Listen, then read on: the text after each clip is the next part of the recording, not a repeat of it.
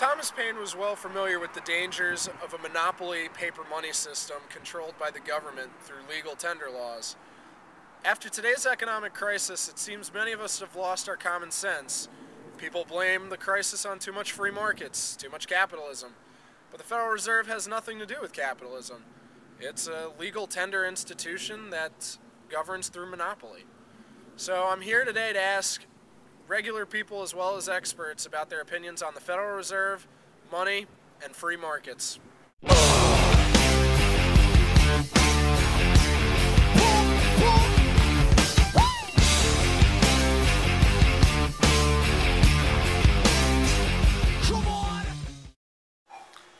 I believe it was too much of an oversight by government intervention. Too much free markets. Well, I believe it was due to lack of intervention and lack of regulation of the market. Oversight and intervention and lack of intervention. This is a case of actually too much free market. Greed got a little bit out of hand, and bankers made some bad decisions which contributed to the current financial crisis. Way too much free market. Too much government intervention.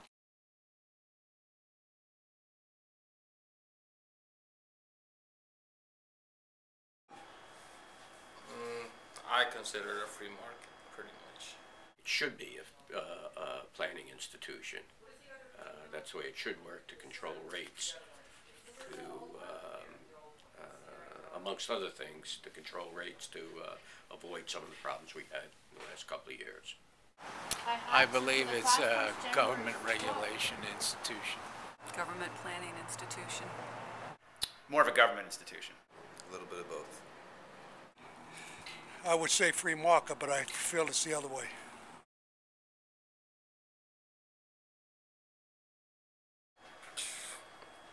At this moment, who knows?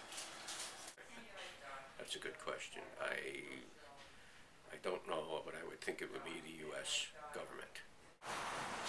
I don't know. I think the government does. I think the government. I have no idea. Who owns the Federal Reserve? Assume the United States government, some form of faction. Should be us, but we don't.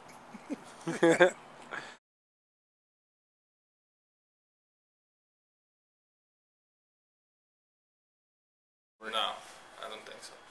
I have no idea. It's not my area of expertise. I believe so. Yes. I have no idea. I'm not even sure about that one.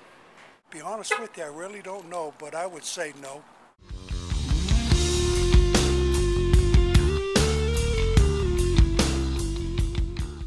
I'm Chris Powell. I'm the Secretary Treasurer of the Gold Antitrust Action Committee, recognized by the U.S. Internal Revenue Service as a Section 501c3 nonprofit educational and civil rights organization.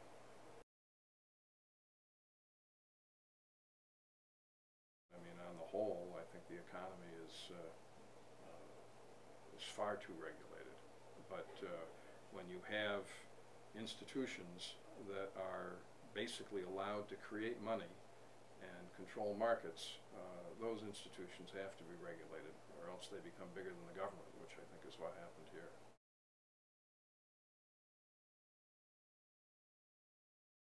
Oh, it's certainly a government central planning institution, but I'm not sure it's even part of the government anymore. I mean, technically it's part of the government, but whose interest it's operating in is a question. I think it's operating in the interest of certain big financial houses and financial powers, and its main purpose, I think, is to defeat free markets wherever they may develop.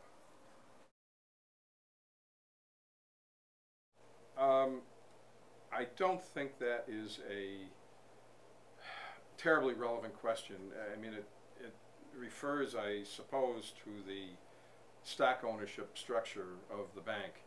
And, you know, I acknowledge that there is that stock ownership structure which suggests that private institutions are stockholders in it. But if own is to be defined as control, The government of the United States created the Federal Reserve and could reassert control of the Fed any time. And, you know, in that sense, I'd say the government of the United States, the people of the United States, own the Fed. They just don't realize it.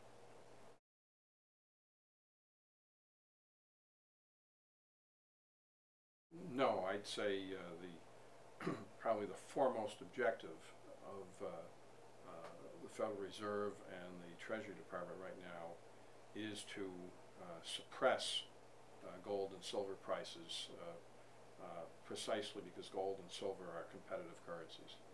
Gold is a competitive currency.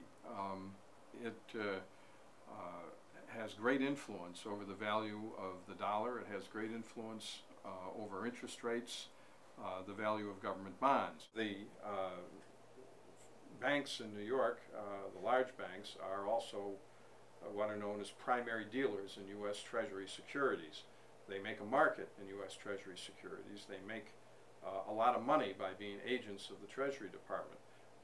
Nobody makes money by letting gold free trade and affect the value of the dollar and U.S. government bonds and interest rates. In the last few days, we have sued the Federal Reserve in U.S. District Court for the District of Columbia under the Federal Freedom of Information Act, seeking the disclosure of the Federal Reserve's documents involving the rigging of the gold market, particularly the documents the Fed acknowledges withholding from us involving its gold swap agreements with foreign banks.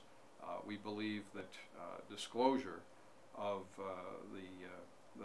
the Fed's intervention, surreptitious intervention in the gold market, will strike a big blow at that intervention.